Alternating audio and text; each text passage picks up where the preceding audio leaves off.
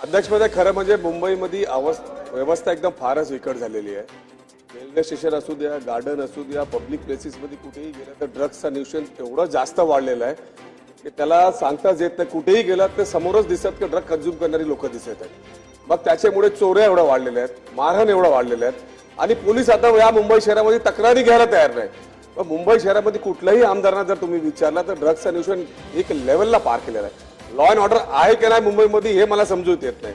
आणि कंझ्युमर तर दिसतच आहे आणि ड्रग्सचे जे सेल करणारी लोक आहेत ते पण बिनधास्त फिरत आहेत. त्यांच्या गाड्या नवीन येत आहेत, त्यांचे घर 3-3, 4-4 माल्याचे नवीन येत आणि त्याचे हे सगळं इन्फॉर्मेशन असता सुद्धा काही कारवाई मुंबई शहरामध्ये दिसत नाही. मला असं वाटतं की काही दिवसानंतर महिलांना रोडवरती चालण्यामध्ये पण दुश्वारी येणार आहे.